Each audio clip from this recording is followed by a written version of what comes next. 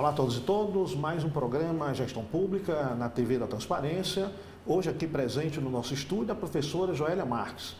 É doutora em Ciências de Alimentos, especialista em Educação Profissional e Tecnológica, pró-reitora de Ensino, Pós-Graduação e Inovação do Instituto Federal de Educação, Ciência e Tecnologia no Ceará.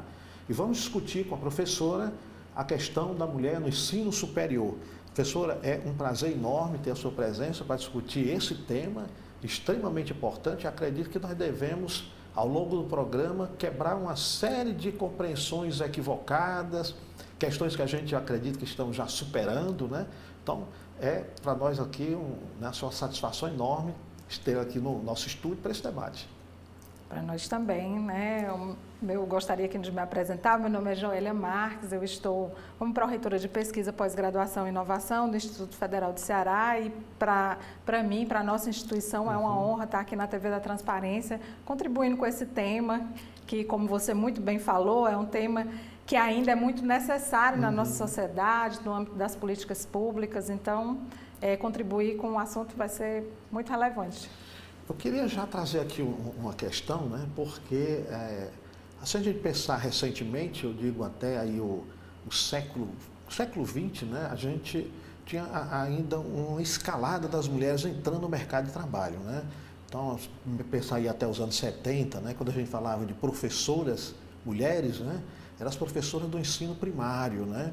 Máximo chegando ali ao ensino médio, né? O ensino universitário era, ainda no século XX, um espaço masculino, né? E a professora Joélia, né, é professora do Instituto Federal, né, que é um instituto que anteriormente era chamado Escola Técnica.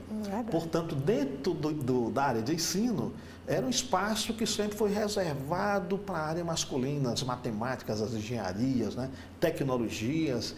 É um desafio ainda, né, estar presente nesse espaço. A gente ainda encontra, quer dizer, as mulheres ainda encontram barreiras a serem superadas?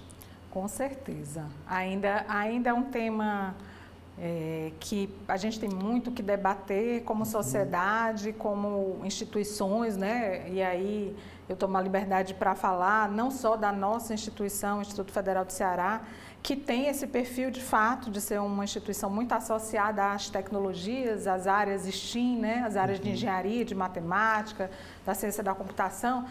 Mas, no contexto geral da educação superior no Brasil, a gente ainda tem grandes desafios, né? Grandes desafios porque, para se chegar na educação superior, se passa um longo percurso. Embora, quando você compara números de formação, hoje se tem muitas mulheres doutoras, né? Que galgaram todo um percurso acadêmico para chegar até a educação superior.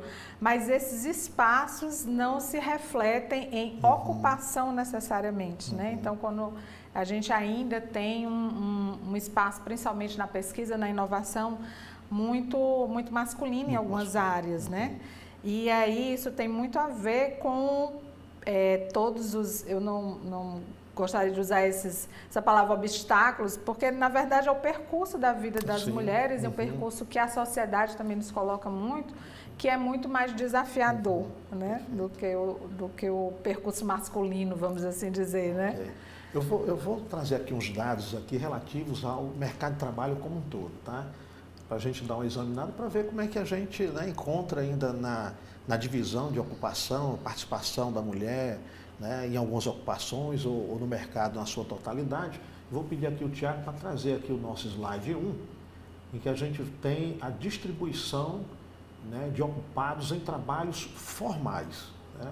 E os dados que nós temos referente a 2023, né, com dados fornecidos pelo IBGE, é que nós temos aí 43% do mercado de trabalho formal em 2023 ocupado pelas mulheres, ou seja, 43.284.000 mulheres ocupadas, e aqui mercado formal, carteira assinada, né, regulado, né, embora, né, os dados da informalidade mostrem que também as mulheres, né, ali, inclusive, são em número superior dos homens, né. Agora, os homens estão aí em torno de 57 milhões, 57%, né, quer dizer, ainda superam, né, as mulheres em ocupação, né, no mercado de trabalho formal. me parece, né, assim, eu sou meio otimista, né? Eu sei que como já tenho uma certa estrada de estudos, inclusive do mercado de trabalho, né? Como a gente viu esse avanço, né, mais recentemente, né? Eu digo, nos últimos 20, 30 anos, para mim, recentemente, aqui esse século XXI, a gente parece que teve um avanço bastante significativo, né? Sim, avançamos, mas acho que podemos avançar um pouquinho mais, né? Porque se a gente for pegar o recorte de população, né, e espelhar isso na ocupação, a gente vê que a gente ainda tem um delay entre a ocupação né, profissional de mulheres e de homens. Isso tem, pelo menos ao meu ver, pode estar relacionado com duas coisas.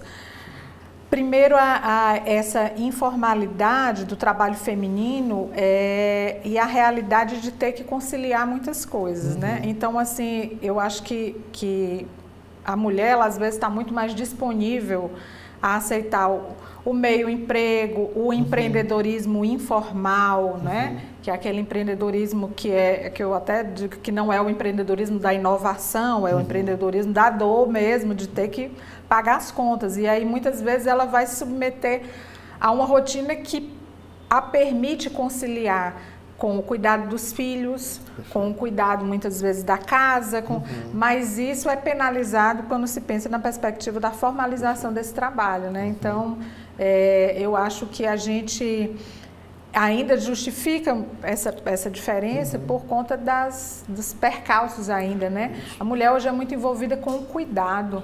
E aí, muitas vezes, é um duplo cuidado, né? Que não é só o cuidado no âmbito das profissões, né? Eu acho que a gente pode discutir isso um pouco depois, mas é um cuidado que muitas vezes vai estar atrelado ao cuidado da casa, do espaço de manutenção desse lá que ela não mora, né? Muitas vezes só. Mas o espaço de cuidado com os filhos, e hoje a gente tem mulheres ocupando, às vezes, uma dupla função de cuidado. Ela está, hoje, as mulheres da nossa geração muito sobrecarregada, que eu até diria, elas estão envolvidas, elas têm filhos mais tarde, né? Mais tarde, nós temos também uma população que está envelhecendo e vivendo mais. Então, a gente hoje tem uma geração de mulheres que estão, ao mesmo tempo, cuidando de filhos pequenos, porque têm filhos mais tarde, mas que ainda têm os pais vivos e que muitas vezes levam também ela a conciliar o cuidado dos filhos, o cuidado com os pais, né? Então, o cuidado com a casa e, ao mesmo tempo, esse zelo com o trabalho. Então, realmente são desafios, né? Que hoje são, talvez, diferentes dos que nós já tivemos, porque, assim, os desafios iniciais foram do ponto de vista dos direitos, né? Dos direitos básicos, o direito de votar, o direito à educação. Mas hoje a gente tem outros desafios que se impõem à sociedade, né? A sociedade que a gente vive, que é uma sociedade também que às vezes deixa as mulheres muito sozinhas nesse processo. Quando eu falo sozinha, no sentido de que, ao mesmo tempo que a gente tinha uma sociedade no passado que ela era muito mais restritiva quanto a direitos, as mulheres elas eram mais agrupadas, né? No ambiente familiar, então um cuidava do outro e todo mundo se ajudava. Famílias numerosas. Famílias também, numerosas. Hoje você tem uma mulher que ela está sozinha muitas vezes nesse espaço, cuidando do filho, cuidando dos pais, cuidando do trabalho, cuidando da casa, então é muito desafiador. Isso mesmo. Essa sua fala me recorda uma discussão que nós tivemos aqui com alguns colegas, né, que levantou a questão dos filhos que necessitam de cuidados, né, por portar, né, alguma deficiência. Então, isto quase sempre, se não, eu não vou dizer de forma absoluta, né, claro, mas na maioria das vezes é uma responsabilidade que a mulher chama para si. Né? Chama para si, inclusive muito por uma pressão cultural, né? Se exige isso da mulher, que você está trazendo outro elemento, né? A população envelhecendo e as mulheres assumindo também essa responsabilidade, né? Quer dizer, o número de filhos diminuiu, mas a responsabilidade ela aumentou de outras formas, né? Exatamente. Então, os desafios ainda continuam, muitos. Eles só mudam, né? Então, vão mudando, mas eles estão postos. Algumas questões que a gente ainda precisa discutir. Eu acho que eu tenho que trazer aqui depois alguém para discutir o papel do homem nessa nova sociedade. É verdade. Isso é muito relevante, viu, Clésia? Porque a gente, não pode falar de uma sociedade melhor para mulheres sem a gente falar de homens que estejam dispostos a colaborar com isso, né? E essa mudança, que é o bem-estar de todos, né? Ela vai ser feita por mulheres e por homens, né? A gente não pode estar sozinha nesse processo. Perfeito. Tiago, você pode passar para nós aí o outro dado relativo à questão da renda, as rendas relativas aos ocupados que recebem até um salário mínimo, né? De um salário mínimo, aí chegando ao máximo do salário mínimo. A gente tem aqui, né, lamentavelmente, né, como em outros dados, por exemplo, quando a gente pensa vítima de violência, aparece aí também as mulheres negras né, são mais vítimas de violência. Aqui a gente tem o número de mulheres negras percebendo até um salário mínimo, ela chega ali no ano, a gente tem ali para 2022, né, uma taxa de 50,9% e no ano de 2023, 49,4%. Né? A mulher não negra é interessante, a gente tem uma queda, né? Ou seja, é menor o número de pessoas, de mulheres recebendo até um salário mínimo, significa que a gente tem mulheres brancas recebendo mais de um salário mínimo. Né? Quando a gente vai para os homens, né, o que a gente percebe é que, como era de se esperar, né, os homens não negros aqui é a menor estatística, né? A gente procura aqueles que estão nessa faixa, porque quando a gente chega também nesse dado, a gente tem aqueles que estão na condição de pobreza, né? A gente vai descendo, então a gente encontra aí um número maior de mulheres pobres, mais do que os homens, e mulheres negras, né? Ao contrário do que a gente tem ali com relação aos homens, né? Então a gente também tem mulheres aqui ocupadas, né? A gente melhorou a ocupação, mas ainda tem um número muito grande de mulheres em empregos que são super explorados, né? Ou seja, carga de trabalho muito elevada, salário muito reduzido, né? Quer dizer, aí é uma carga também de trabalho que se recai sobre mulheres, né? E tem também essa interseção, né? Quer dizer, outras situações ainda são mais complicadas, né? O caso, por exemplo, mulheres negras, né? Dado para o Brasil, né? Mas isso recai em todos os estados, né? Tem um desafio também enorme, né, nessa questão. Né? É verdade. E isso é importante a gente destacar isso aí, né? Que assim, quando a gente pensa no aspecto geral das mulheres, ainda há um grande desafio, mas se você faz esse recorte das intersecções, isso é muito mais evidente, né? As mulheres negras, elas têm uma realidade que aí você vai juntar uma série de aspectos que né, o próprio ser mulher, a questão do racismo, que ainda persiste na nossa sociedade, né, infelizmente, e aí as questões sociais, e também é importante a gente destacar que ainda é um desafio, né, como a proposta do programa é falar nesse contexto da educação, que esse trabalho de salários muito baixos, ele também é um trabalho relacionado à mão de obra pouco qualificada. Perfeito. Então, assim, essa relação ela é muito explicada também pela ausência das mulheres negras nos espaços educacionais. E aí a gente está falando de um dado de 2022 e 2023, quando a gente tem aí 10 anos da lei de cotas, né? Então, isso mostra, né, isso prova, né, que a lei de cotas ainda é muito necessária para que a gente consiga arrastar esse indicador, né, e trazer as mulheres, né, pretas e pardas, mulheres negras, para esse ambiente de formação superior, né, ou de uma melhor qualificação, e aí eu incluo também o ensino profissionalizante, né? Eu sou de uma instituição que parte das ofertas de vagas é para a educação profissional, e a gente percebe, inclusive, que esse dado é muito importante. Quando a menina entra num curso profissionalizante, ela normalmente persiste, ou ela sai dessa profissionalização e já encontra um melhor espaço de trabalho, ou ela sai dessa profissionalização e ascende rumo a uma verticalização da sua formação. normalmente, inclusive, continuando no curso, nas áreas dos cursos profissionalizantes que ela iniciou. Então, assim, é cada vez mais importante a gente ter políticas públicas que direcionem essas meninas, né? Essas meninas ainda, a uma boa formação que vai se revelar posteriormente no melhor ganho salarial. Perfeito. Bom, só chamando aqui a atenção, novamente, foi um colega nosso que fez uma pesquisa do IPES, né, e que veio nos apresentar aqui, ele trouxe um dado muito sério, né, assim, que nos chamava a atenção para a necessidade da educação sexual para os jovens, porque as meninas, né, adolescentes que engravidam, elas têm uma dificuldade mais do que dobrada com relação a seguir o estudo e aí posteriormente conseguir uma ocupação, né, um trabalho melhor qualificado. Então tendem, né, por conta do cuidado com a criança, né, normalmente ficam só nessa questão, né?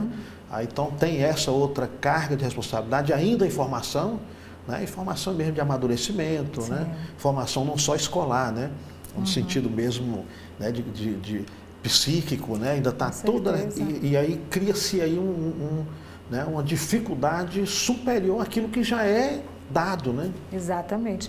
Eu posso, inclusive, assim, falar de diversas vivências que, né, como instituição, a gente percebe, né? O Instituto Federal tem essa característica, né, de verticalização da formação, então a gente recebe muitas vezes um aluno que está saindo ali do ensino fundamental, entra para a formação técnica de nível médio e pode ascender até um doutorado. Mas eu já tive estudantes, né, que eram casais de namorados na época de ensino médio, e que aí acontece esse tipo de coisa. Quando a menina engravida, ela evade do curso, ele permanece. E muitas vezes ela não retorna, e às vezes você percebe que ele verticaliza o curso. Né? Então, assim, realmente, são muitas segmentações desse ser mulher, né? Ser mulher na formação, ser mulher na sociedade e ser mulher na perspectiva, né, do trabalho, do mundo do trabalho, que você vai vendo que, né, né, corta para isso aqui, corta para o filho que nasceu, corta para a mãe que adoeceu e que você tem que cuidar, corta para... Então, assim, é como se você tivesse uma vida que vai se picotando, né, ao longo desse processo. E isso é mais pura realidade. Quem convive com o ambiente escolar vivencia isso no cotidiano. Tem essa característica, né? Porque o Instituto, né, ele pega o aluno saindo do ensino fundamental e vai até o ensino superior, né? Então, talvez aí apareça essa realidade muito visível, evidente, né? Muito evidente. Lamentavelmente, né? Mostra cada vez mais a necessidade da gente encarar essa questão de frente, né? Não ficar com esses tabus como a gente tem tido, né? Afastando, inclusive, a educação sexual para os alunos do ensino fundamental, que já deveria, né, já ter uma preparação para isso, né? Acho que é outro tema que a gente precisa trazer mais para discutir aqui, viu? E aí, pegando até o gancho de também como trazer essas mães de volta. Né? Um esforço que as instituições também, na educação superior, em especial, que já... Né? Hoje, ainda bem que nós temos, né, ainda muitos desafios, mas a gente tem uma juventude um pouco mais esclarecida, né, um pouco mais esclarecida do que no passado, né? Mas ainda necessário um apoio, né, muito, ainda muito vítima também de toda sorte de violências, e aí essa questão da gravidez na adolescência ainda acontece, né? Mas a gente tem aí muitas vezes as mulheres que entram na educação superior, elas já são mães, algumas, né, não estão mais na faixa da adolescência, mas já são mães. E como conciliar, como receber essas mulheres nesses ambientes também, né? É comum a gente ver também, de vez em quando, alguma coisa nas redes sociais, um professor que recebeu o filho de uma aluna na escola, né? A mãe atípica que tem uma oportunidade de fazer um regime de estudo diferenciado. Mas enquanto isso ainda for notícia, né, e chamar a atenção da sociedade, isso é um sinal de que isso é algo ainda extraordinário, né? Não é algo normalizado. Perfeito. Quando não for mais notícia, a gente vai compreender que isso é algo normal. Então, o espaço dessas mães ainda não é visto pela sociedade como algo natural. E isso é muito desafiador, né? E isso se reflete muito na formação de mulheres ainda hoje, né? Não só de mulheres que entram, mas de mulheres que permanecem nessa trajetória. Quando a gente fala, né, no aspecto da continuidade, de carreira da mulher na área de educação superior, na pesquisa, na inovação, a gente vai perceber isso aí também. Vamos agora para as professoras de nível superior, né? Vamos. Que, né, a participação das mulheres em empregos de nível superior. Olha como né, eu confesso que, olhando para os dados, tive assim, algumas surpresas. Né? Foi muito interessante. Aquilo que já era esperado, né? Por exemplo, a gente tem ali a categoria ocupacional, quando a gente olha para aquelas consideradas de cuidados, né? Essa classificação é do próprio IBGE, aí vem a educação, saúde e bem-estar e serviços voltados, serviços pessoais. Né? A gente tem ali as mulheres, no total, né? 73,8% dessas ocupações, mas é de nível superior, consideremos aqui. Né? Aí aqui vem as enfermeiras, as médicas, né? Também uma novidade que a gente começa a ter de participação da mulher numa escala mais elevada. Né? Antes ficava ali eram as auxiliares, né? E agora já estão também passando por outro nível, que é bem interessante. Né? O meu período de graduação, né, eu tive, no curso de economia, eu tive 2 professoras ao longo do curso. Né? Hoje, na universidade, eu tenho colegas, né, em número superior aos meus colegas de gênero masculino. Isso para mim, assim, né, foi uma mudança, né, na minha trajetória de vida, assim, que deu para ver a olhos assim, né, bem interessante essa participação. Né? Depois eu só quero fazer uma provocação, porque agora é que a gente está vendo chegar nas escalas, né, de decisão e administrativa, né, que também é um passo interessante. Quando a gente vai ali para a questão das humanidades, né, também volta aquilo que também já é mais característico. Né? A humanidades, artes, ciências sociais. Então, em termos de total, a gente tem 54,1% de participação de mulheres, né? Portanto, um número mais elevado de mulheres do que de homens, né? Não muito, mas passa ali um pouquinho. Negócios, administração, 52,1%, também, né, as mulheres vêm superando as ocupações de nível superior.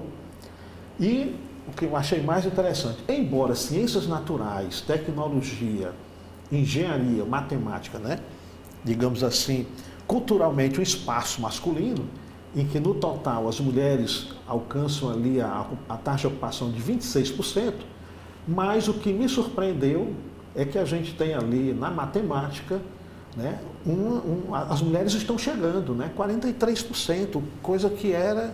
Impensável. Né, o que a gente escutava era a mulher quando chegava nas engenharias, né, os olhares eram todos olhares de que tem uma estranha no nosso ninho, né? Quer dizer, não era um espaço feminino, mas está chegando, né? Sim. E se avançou lá, é um espaço aí que eu acho que me parece a passos largos. Né? Eu me espantei muito com a matemática. O que tem me trazido curiosidade é a forma como as mulheres estão chegando na parte tecnológica, né? Inteligência artificial, né? Sim. Como a gente vê, né, esse interesse, né, das mulheres por essas ocupações. Talvez isso também leve um pouco para a matemática, não? Com certeza, né? As áreas ali de matemática, elas vão contemplar, né, ali as ciências naturais, tecnologias, as engenharias, as grandes áreas STEAM, né, como a gente chama, elas vão contemplar aí a ciência da computação também. E são espaços que as mulheres têm ocupado, né? Eu acho que a expansão também, a oferta de um maior número de cursos de licenciatura em matemática também reflete um pouco disso, né? Porque você concilia ao mesmo tempo essa coisa do estar na área de educação, que é uma área dentro dos cuidados, mas ao mesmo tempo de poder exercer um espaço, que é o espaço ali das matemáticas. Ainda é muito desafiador as mulheres na engenharia, né? E isso tem um pouco a ver com representatividade, porque ao mesmo tempo que você, né, vê poucas mulheres, você não se sente representada naquele espaço. Então, você ainda, né, a gente ainda tem talvez uma juventude em formação que ainda não identifique essa área como, esse é um espaço que é meu, que eu posso ocupar, né?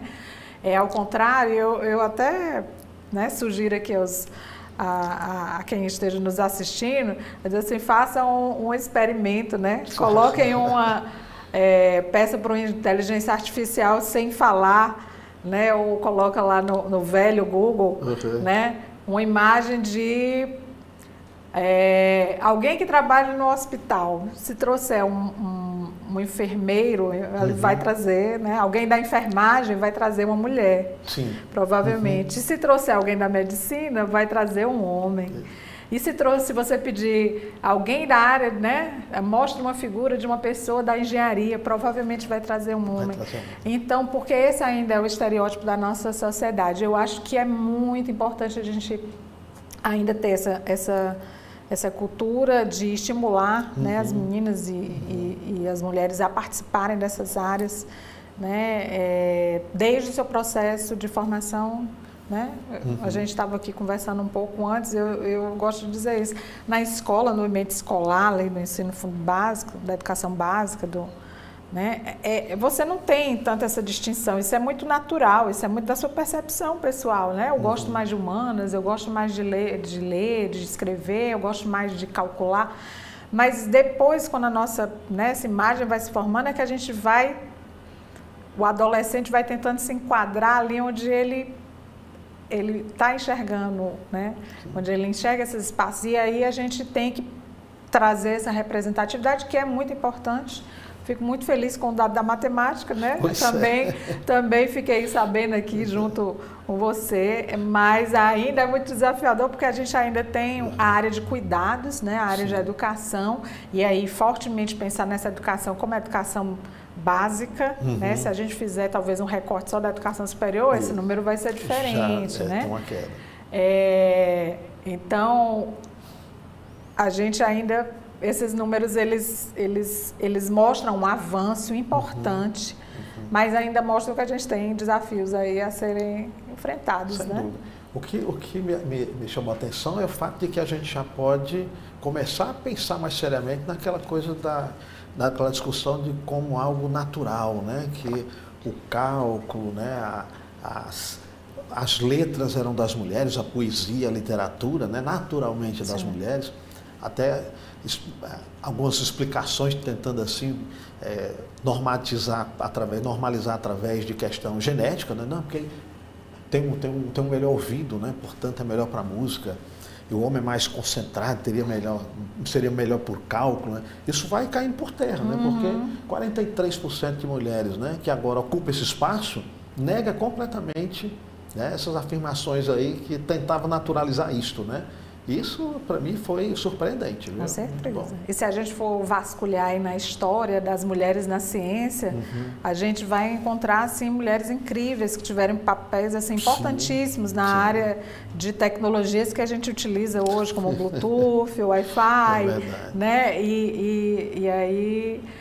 Então, é importante a gente também trazer a memória delas, né? Para que a gente se encontre nesse espaço, que ele seja um pouco mais representativo delas nessas áreas. Quantas mulheres que tiveram uma contribuição enorme e o nome não aparece. Exatamente. Né? Em várias áreas, né? Esse nome fica... Na minha área, o Max Weber como, né, um grande expoente, mas, né, teve ali uma grande contribuição da Marianne Weber, que aparece como organizadora de obra, né? Mas não como alguém que esteve presente escrevendo e que tem obra também, mas aí sempre se coloca no nível secundário. Na tecnologia também, aqui aparece, né, algumas auxiliares de maridos que tiveram sucesso, né? Sim, é um apagamento que muitas vezes é intencional na história, né? Mas nosso papel também, eu acho que como cientistas, como formadoras de outras mulheres e de outros homens, porque... Eu diria que o mesmo cuidado que a gente tem que ter com representar mulheres, né? E quando eu digo representá-las, é elas estarem presentes, não é só na forma figurativa, mas representar mulheres nas áreas STEAM, né? Nas áreas de engenharia, das ciências naturais, da matemática, da computação, é tão importante como representar homens no ambiente de cuidado. Porque esse papel de cuidar da sociedade... ele precisa ser um papel de todos. A gente tem um planeta mais envelhecido, né? Um país mais envelhecido. Então, esse papel, então a gente precisa trabalhar essas representatividades para que elas se equilibrem, como a gente tem em algumas outras áreas, como as humanidades, como as áreas administrativas, né? Então, essas pontas, elas precisam estar mais próximas, né? Perfeito. Então, é importante também que a gente mude essa visão, para não correr o risco da gente trazer mais mulheres na engenharia, mas que essas engenheiras continuem cuidando. Sim. Né? Então, a gente tem que trazer também a sociedade inteira, né? Homens e mulheres, para esses papéis que são de todos e todas, né? Perfeito. Para quem está nos assistindo a partir de agora, nós estamos discutindo o tema A Mulher no Ensino Superior, e conosco está aqui a professora Joélia Marques, que além de professora, pesquisadora, é também pró-reitora de pesquisa, pós-graduação e inovação do Instituto Federal de Educação, Ciência e Tecnologia do Ceará. Já tivemos aqui a oportunidade de uma discussão sobre a participação da mulher no mercado de trabalho, como é que nós temos evoluído, né, em termos de curso superior. Lamentavelmente ainda é maioria as mulheres nas ocupações de menor remuneração, de até um salário mínimo, né, embora com alguns ganhos e alguns avanços, a gente, né, percebe que ainda há necessidade aí de caminhar um pouco mais nessa marcha, né, de ocupação da mulher em todos os espaços da sociedade. E aí eu queria trazer agora a professora para uma discussão sobre a mulher na ciência, que aí agora a gente entra, né, verdadeiramente no seu campo, né? E aí pediria aqui o Tiago para trazer o slide 4, que vai trazer para nós aqui, né, alguns dados referentes à participação, desempenho das mulheres na produção científica. O percentual de mulheres isso aqui é da fonte Bora Agência, né, o percentual de mulheres entre os autores de publicação científica no país passou de 38% em 2002 para 49% em 2022, né? Tivemos aí já, né, um avanço, chegando aí a próximo desse meio, né, de 50%, né? A produção científica no período de 20 anos, né? A produção científica cresceu, inclusive nas áreas associadas à ciência, tecnologia, engenharia e matemática, passando de 35% para 45% em 2022. O Brasil é o terceiro país com a maior participação feminina na ciência, atrás da Argentina e de Portugal, né, que tem aí 52%. E com relação, né, às patentes de invenção, aqui tem muito o que avançar, né, em que todos os inventores são mulheres, tiveram estabilidade de 3% e 6% ao longo dos últimos 15 anos. Aí a gente precisa, né, aqui é onde também envolve recursos, né, a parte, né, da área mais de medicina, fármacos, né? Tem muitos recursos, dinheiros envolvidos, né? Talvez tenha ainda um pouco aí de mais barreiras a serem enfrentadas. Mas eu achei, né, que a gente tem caminhado bem, né? A gente tem na ciência as mulheres, mas agora, professora, é um campo, né, um campo em que, né, você está presente, né, como pesquisadora também, né? Sim.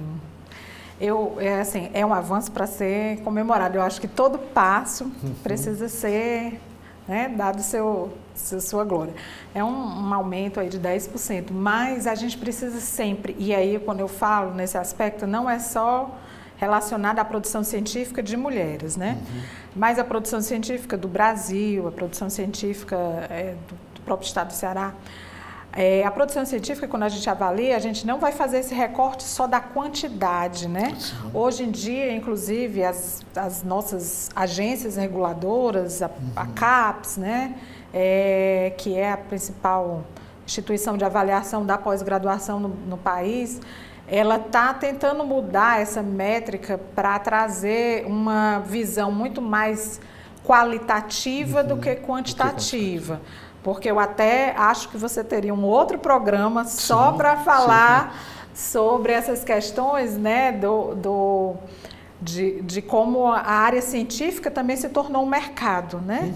Um mercado, muitas vezes, que você paga para publicar. Então, a gente precisa, além de olhar o dado quantitativo, numérico, que é louvável, né, esse aumento. Isso é reflexo de políticas públicas, isso é reflexo de uma maior ocupação de mulheres nesse espaço da produção acadêmica, que no Brasil é um espaço ainda das universidades e das instituições de educação superior, e aqui eu coloco o Instituto Federal do Ceará, o próprio ITA, que está chegando aqui no nosso estado, né? Então, assim, é muito fruto desse espaço de ocupação da mulher na educação superior. Quando ela ocupa mais, ela vai, obviamente, produzir mais ciência, porque a ciência no Brasil é uma ciência que ainda é muito ligada à educação superior. Mas a gente precisa enxergar também as famosas interseccionalidades, né? O quanto dessa produção é uma produção de impacto, né? A produção de relevância acadêmica, a produção que vai gerar a repercussão internacional. Então, assim, é um aumento que é quantitativo, mas ele também precisa ser um aumento qualitativo. Se a gente pegar, por exemplo, hoje um recorte das bolsas de produtividade em pesquisa do CNPq, por mais que o CNPq tenha avançado, né, em algumas políticas de inserção da mulher, a gente ainda observa que são, e as bolsas de produtividade, elas são as bolsas que não é pelo valor da bolsa, mas pelo valor do mérito acadêmico que se tem em cima disso, né? Elas ainda são, em maioria, destinadas a homens. Isso leva a gente a pensar o quê? A produção de... produção científica, produção tecnológica, produção de inovação, de impacto, ou seja, daqueles grandes grupos de pesquisadores, do pesquisador que tem uma equipe montada, que tem um financiamento do seu laboratório, o financiamento da sua pesquisa, ainda é uma pesquisa feita por homens. Então, as mulheres, elas estão caminhando, mas a gente precisa também olhar para que tipo de pesquisa está sendo feita por mulheres, né? É a pesquisa de impacto? Eu espero que sim, e eu acho que as mulheres têm, assim, realmente uma contribuição imensa e histórica na pesquisa, né? E aí eu vou trazer minha ídola maior, né? Que é a Marie Curie, que é, né? Assim, o único ser humano que ganhou 2 prêmios, né, Nobel foi ela, e aí ganhou ela e ganhou a filha, né, e a outra filha é muito talentosa na área de ciências humanas, então assim, é uma mulher que é um destaque aí na ciência. Então, a gente está aí para fazer ciência de qualidade, mas a gente também vai precisar de todos os outros fatores, né, e assim, ainda, se você pega, por exemplo, o currículo Lattes das mulheres, né, que é a nossa base científica e nosso grande repositório de pesquisa no Brasil, né, de dados de pesquisadores do país, você vai observar que as mulheres, elas vêm com a produção assim, aí 2 anos de... aí filhos. Ah, tá. Você tem... Aí você tem esses intervalos. Tem esses intervalos, né? Então é preciso, e hoje as instituições têm avançado nisso, né? O Instituto Federal do Ceará já faz isso nos seus editais de pesquisa, o próprio CNPq tem feito isso também. Acredito que as nossas universidades aqui do estado, pelo menos as maiores, também já fazem essa política de olhar para essa produção feminina como um todo. Porque se você olha, por exemplo, esse recorte de 2, 3 anos, ele pode estar impactado por uma série de fatores que não tem a ver com a qualidade da produção acadêmica feminina, mas com as coisas da vida da mulher que precisam ser postas também à mesa, né? Tem uma questão, né, na sua fala, e eu pensando aqui, né, um espaço, né, que é o espaço da política, que lamentavelmente é um espaço excludente, né? Porque o número de mulheres que ocupam as cadeiras no legislativo, desde o municipal ao federal, é diminuto, né? Então, eu começo a olhar para os dados da mulher na academia, na universidade, na pesquisa, né, como algo que a gente pode já começar a pensar também que isso pode se refletir nesse outro espaço, porque a gente começa a ter essas mulheres visíveis, né? Essas mulheres que estão pesquisando, que estão trazendo contribuição em todas as áreas, né? Não só educação, mas ciência, exatas, né? E aí a gente começa a ter agora esse olhar que, quer queiramos, quer não, né? Não ocupa aquele lugar nobre da sociedade que é o campo da política, porque é aquele olhar lamentavelmente preconceituoso que não consegue ver na mulher essa capacidade de resolução dos problemas, né? Exatamente. E aí na academia a gente começa, né, a quebrar essas barreiras, né? Tem essa visibilidade. Espero que seja o próximo passo, né? Porque o que a gente assistiu foi primeiro a mulher chegando no ensino superior. Agora a mulher chegando para formar aqueles do ensino superior, né? Isso já é né, uma grande vantagem. Temos, né, um número de mulheres que está chegando assim como a senhora, né? Eu posso chamar de senhora, né? Desculpa. Chegando nas camadas de decisões. Né, que é o fato a gente chegar também no campo da política, né, nas camadas de decisões, mulheres deputadas, mulheres senadoras. Né? Isso é um próximo passo, né? Mas é um processo de conquistas, é um processo que como eu gosto de falar sempre com todas as políticas, né? Elas não podem ser um retrato do que nós temos hoje, porque hoje o que nós avançamos, a gente tem que sempre enxergar, olhar para o passado e ver como era, ver o que a gente conseguiu caminhar até agora, mas a gente não pode deixar de olhar para frente, pensar naquilo onde a gente pode chegar, né? Então, os espaços de ocupação de gestão, eles são muito importantes, né? Hoje, o Instituto Federal do Ceará tem 3 pró-reitoras, né, nas suas atividades finalísticas, ensino, pesquisa e extensão, e um gestor muito sensível à causa das mulheres, né? A gente tenta trazer também essa questão da representatividade feminina em todos os aspectos, né? Nós temos uma premiação anual, o Prêmio ANAS, que é um prêmio de reconhecimento não só de pesquisadoras que estão atuando, mas de nossas servidoras que já estão aposentadas e que deram enorme contribuição, que não podem ser esquecidas, porque muita gente quebrou pedra e cortou mato para a gente estar aqui. Mas também de mostrar as nossas meninas onde elas podem chegar e de reconhecer a trajetória de pesquisa delas, né? E eu acho que isso é uma política que o IFCE tem, mas que outras instituições vão adotar certamente ou já adotam, porque elas são importantes para que a gente tenha esse lugar de espaço e que vá ocupando esses espaços de poder, né? Não por ocupar para cumprir cota, mas porque nós somos realmente qualificadas e capazes de estar nesses espaços, né? Então, foram grandes avanços na área acadêmica e a gente espera que isso se reflita também no ambiente político. No ambiente político. Nem todos são flores, né? Então, deixa eu trazer aqui um dado referente às dificuldades que pesquisadoras encontram, né? O percentual é o dado referente ao slide 5. Eu acho que é. Isto. Obrigado, Tiago.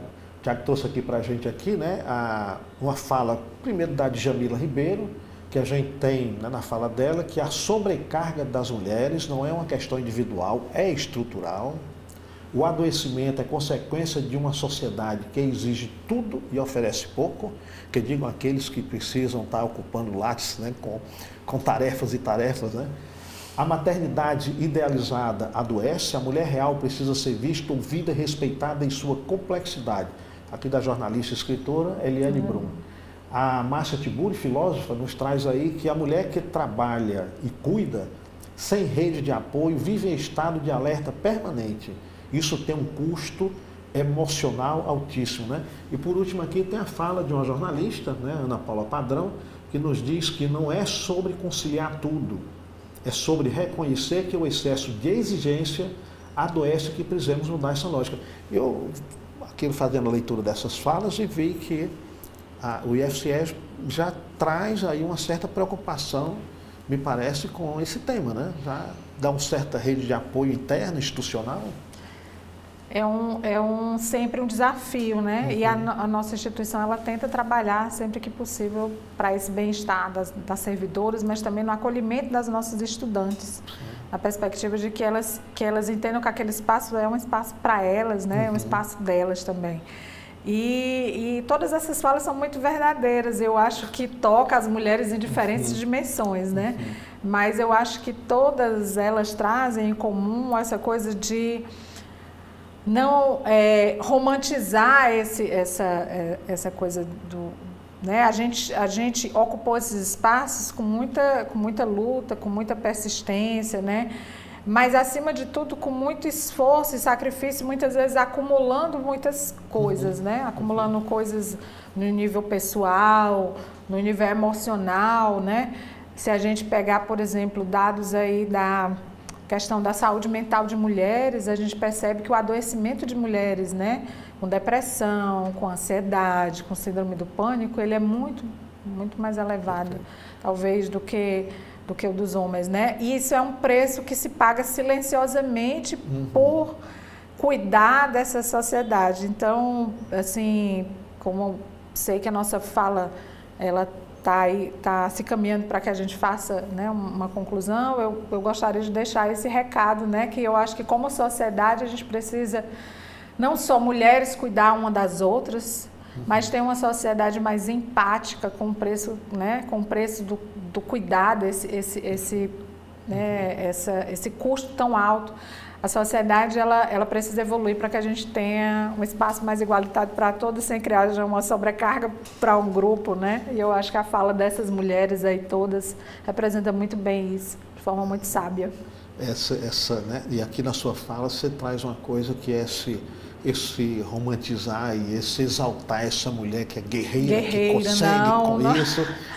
Calma, nós também, nós sentimos dor, nós cansamos, né? E é importante que a gente fale sobre isso, sobre o adoecimento, sobre o cansaço, né? E, né, como eu disse, é importante que as mulheres falem, que os homens falem também, que a gente converse junto sobre isso, porque para a gente ter uma sociedade mais saudável nesse, né?